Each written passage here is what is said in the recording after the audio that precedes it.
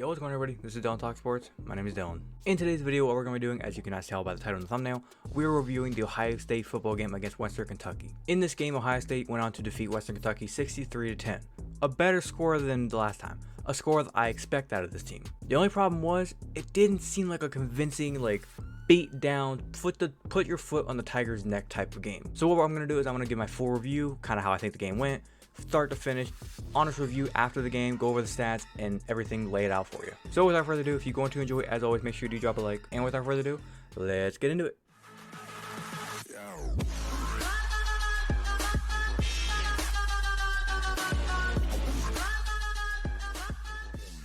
Now, real quick, before I go way into Ohio State, let's kind of review Western Kentucky a little bit. Looking at Western Kentucky's schedule, the first two games they played, Florida Atlantic and University of Southern Florida. They won both those games. They won on the road at Florida Atlantic 32-31 in an overtime game, and they beat Southern Florida 41-24 at home. And just for a little bit of context, they beat a Southern Florida team 41-24, a Southern Florida team that just took Alabama down to the wire in fourth quarter play. Yeah, that's Southern Florida. And coming into this game, a lot of people were saying Western Kentucky is no scrub team because they have a very electrifying passing offense. I believe to end the season last year, yes, their competition wasn't on par with an SEC, Pac-12, Big Ten, ACC, if you get what I'm saying, but they were still going up against college athletes and they were throwing the hell out of that ball. And they were up in top 5 stats in almost everything: touchdowns, yards after the catch, everything. So it's not like Ohio State was going to be coming in there just expecting a complete pushover, but they're expected. They're a top 5 program in the nation.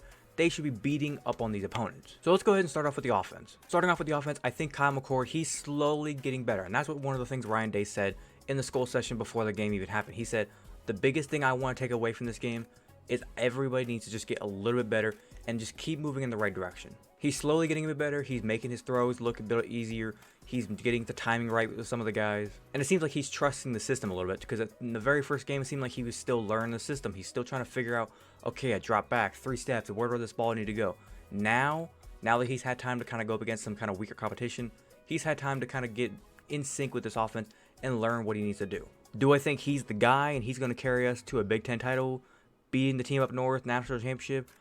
I'm not going there yet, but I do think he's moving in the right direction. Moving on to the next point with Kyle McCord, I think there is times where he's not trusting his receivers. I'm going to put the clip up on screen of one of the plays. He kind of does a drop back, play action to TreVeyon Henderson. He drops back, and if you notice, Marvin Harrison's going on a deep post. Emeka Egbuka is coming across on a deep crosser. He has Egbuka open right away if he would just rip the ball in there, but the play is more of a deeper cross. The linebacker recognizes it, he gets back. Kyle McCord can't hit that throw, and it just becomes a strip sack and he fumbles the ball. Now, like I said, with Emeka Egbuka getting open right away, I think at times, even if he rips it there, or if he just has trust in his receivers, because there are times where I believe, for people that do not realize, these are 5-star recruits. These are 5-star receivers.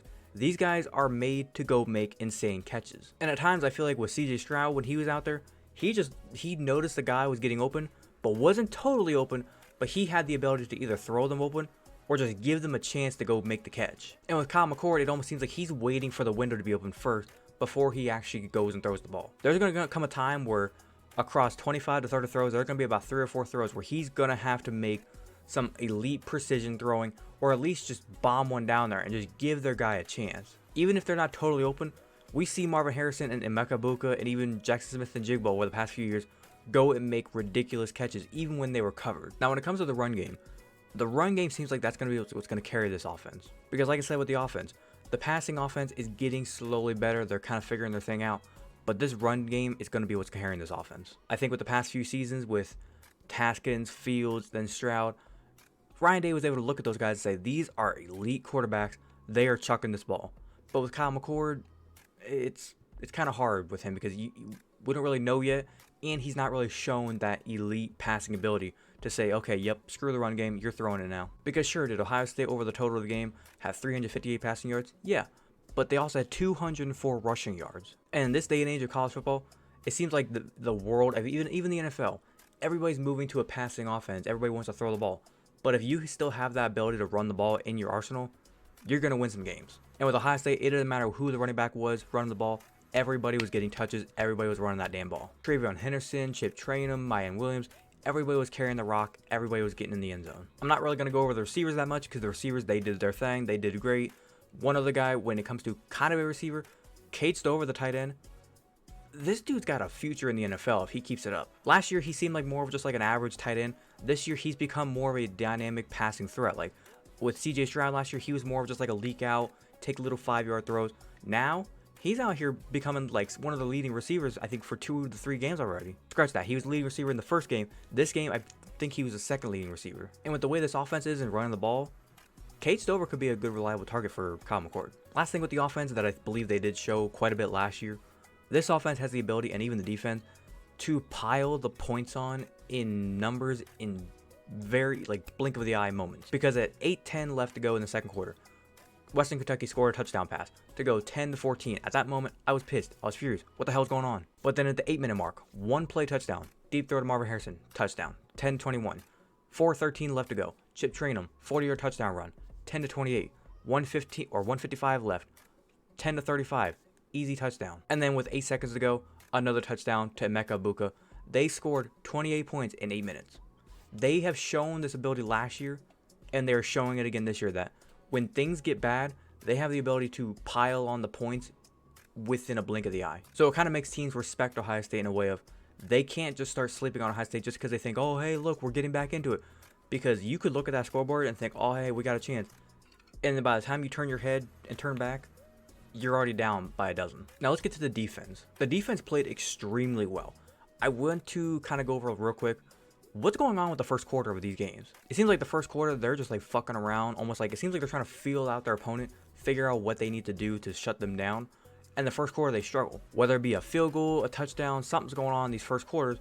And then it's like whenever they get to the second, third, and fourth quarter, that's where they really turn it up. Now I realize in the past, Ohio State has been the type of team to where they start slow, but the second half they kick it up a notch and they just bully a team. That would be fine if it was against like teams like the team up north, Penn State. If we played some of these top teams like the Georgia, Alabamas, Notre Dame next week, it'd be one thing there. But when you're playing bad teams, non-Power 5 teams, teams that are being paid to come play you, you're supposed to beat the shit out of them. I mean, these are the teams that you're supposed to be up 42-0 at halftime, and then in the second half, whenever the backups go in, sure, do they score a touchdown, maybe a field goal? Fine, whatever, but not till then. Now, getting back to the defense, they can create turnovers like a motherfucker, and I mean especially in that second half. Interceptions, forced fumbles, strip sacks, they were doing it all. I believe it was toward the end of the game whenever they went up from 56 to 63 points. Devin Brown threw an interception. Everybody was probably thinking, well, there's Devin's moment. He's probably not going to be a starter anymore or have a chance to even be a starter anymore. And what happened directly after? Jermaine Matthews Jr., 58-yard interception return for the pick six. In total, they had 2 fumbles lost and 1 interception thrown, or 2 interceptions thrown. The thing that's weird with Ohio State is they didn't even control the time of possession. Western Kentucky had 32 minutes of game time. Ohio State had 27 minutes. So kind of going back with the offense, it kind of shows that Ohio State doesn't need to run 6, 7, 8-minute drives. They can do 1-play touchdowns, 2-play touchdowns, get down the field in a hurry and score. They have the ability to do that. It's just right now, it seems like Ryan Day is trying to run the ball. He's trying to help Kyle McCord out. And with that, it's combating 2 different types of offense within one. Like he's trying to tell Kyle, run the ball, make it easy on yourself. But then at the same time, they're able to just go out there and just whip one down the field to Marvin Harrison or Julian Fleming or Emeka Egbuka, Cardinal Tate, whoever, or even Trayvon Henderson just running the ball, one hand off, he's gone. They have the ability to hit these big home runs. I'm just trying to figure out what kind of offense are they going to be. Are they going to be a home run hitter? Or are they going to be a slow, steady 5, 6, 7-minute drive type team? I'm going to stop rambling, but let's go ahead and get on to the last thing I need to talk about. Is this team ready for Notre Dame? So far in the games that Notre Dame has had, they've played Navy. They won 42-3. They've had Tennessee State, which they beat 56-3. They had NC State that they had to go on the road. They beat 45-24. And then they had Central Michigan that they beat 41-17 at home. So it's pretty much being shown that Notre Dame, when they're beating up on bad teams like the Navies, the Tennessee States, they're beating up on them. When they went on the road, they had some struggles in the beginning of the game, but then they kind of figured it out towards the end. And then back home, they played in Central Michigan. They just had like an average kind of just... They played well, they did what they needed to do, but it didn't feel like a very intense beat-down type of game against an inferior opponent. Currently going into the game against Notre Dame, don't know what the spread line is. I think the last time I checked, it was like 2.5 points. I think it was like 2 and 2.5 points on Ohio State's line. But I will say this about this game. Ohio State, if they're going to win this game, they're going to have to run the ball. They're going to have to run the ball. I think Notre Dame, from what I've seen, they have some really good corners. I could be wrong there. From what I've read, they got some pretty good corners. So they're going to be wanting to shut down Marvin Harrison and Emeka Egbuka. I'm not going to get too much into this, but if they're going to win that game, they're going to need to pull off something. I'm not calling a prediction or anything just yet. It's going to be a rough one. It's going to be a rough couple of days to just kind of see how they prepare. What I'm going to say is, I don't know if they're ready. I just don't know. Can they win this game? I believe they can. It's just if the fact of, it's almost like a boxer going to the fight and the trainer looking over at everybody saying like, he's ready.